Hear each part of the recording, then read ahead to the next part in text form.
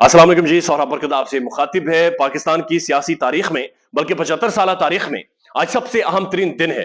कौमों की जिंदगी में बहुत कम ऐसे दिन आते हैं जहां पर कौमें भिड़ जाती हैं, जहां पर लड़ जाती हैं, जहां पर बंद मुट्ठी को यहां से पकड़ लेती हैं कि इसे खोलो। ये 75 सालों ने जो तुम्हें बंद कर रखी है, इसे अब खोलो, लोगों को आजाद करो।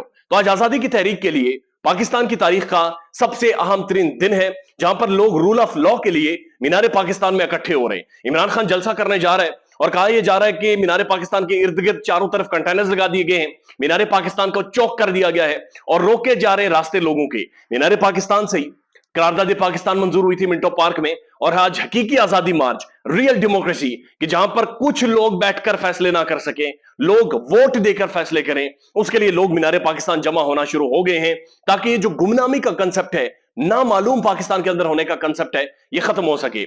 रियासत के अंदर ये बात याद रखिए, तमाम तर इदारे, तमाम तर शख्सियात के नाम मंशन है। रियासत की बाकायदा से एक तारीफ है, गुमनाम रियासत के अंदर कोई भी नहीं होता। जो गुमनाम होता है, जो नामालूम होता है, वो असल में बदनाम होता है, जिस वजह से वो अपना नाम छुपाता है, जिस वजह से वो गुमनामी में जिंदगी गुजारता है और गुमनाम होकर वारदातें करता है। ऐसे ही कुछ नामालूम लोगों ने अजहर माशवानी साहब, जो इमरान खान के focal person on social media है, डिजिटल मीडिया है, उन्हें उठा लिया है। 48 घंटे हो गए।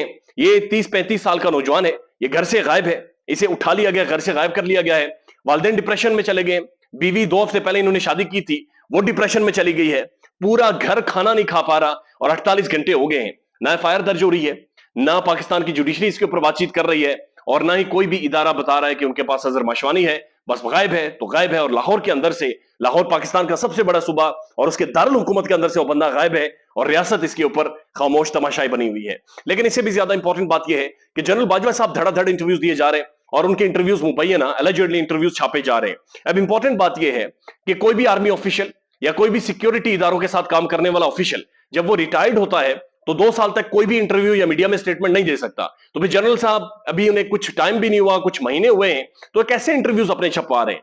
बहरहाल जनरल साहब का यह कहना है कि उन्होंने कोई इंटरव्यू नहीं दिया, उन्हें कोई नहीं पता ये कौन लोग हैं जो छाप रहे हैं। लेकिन ये मालूमात ऐसी महसूस हो रहा है कि जैसे वाकईतन कोई इंटरव्यू भी हुआ है और वाकईतन कोई रिकॉर्डिंग्स भी हुई हैं।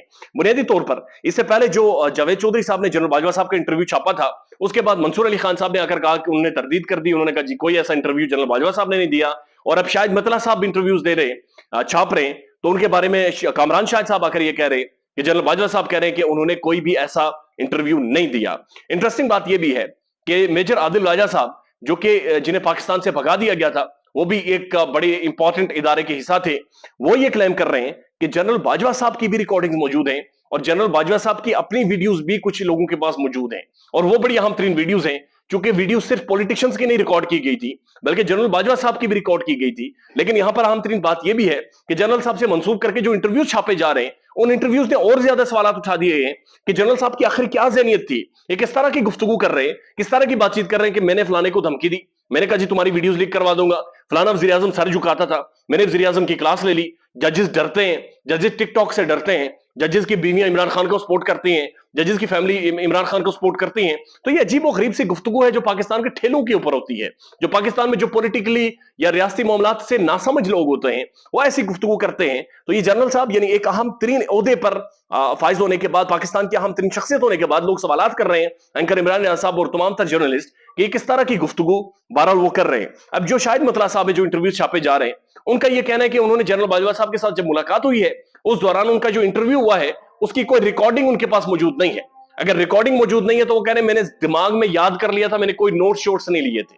तो फिर सवाल ये पैदा होता है, कैसे मुमकिन है कि एक नशिस्त की एक एक बात, एक एक डिटेल, एक एक तारीख, एक एक निटी ग्रिटी शाहिद मतला साहब को याद हो, और वो कहें कि मैंने कोई नोट्स नहीं बनाए, मेरे पास कोई रिकॉर्डिंग नहीं है, कोई रिकॉर्डिंग डिवाइस वहां पर मौजूद नहीं थी, लेकिन मुझे याद है मैंने ब्रेनस्टॉर्मिंग की है जनाब, मेरा माइंड इतना शार्प है, मेरी मेमोरी इतनी शार्प है कि सारी चीजें मेरे पास महफूज हैं। यह अहम तरीन चीज है, क्योंकि बगैर रिकॉर्ड किए ये इंटरव्यू इस तरह से आ नहीं सकता, नीटी ग्रिटी आ नहीं सकती। तो क्या इसके ऊपर पाकिस्तान की अदालतें बोलेंगी? क्या पाकिस्तान की जुडिशरी स्टेप इन करेगी?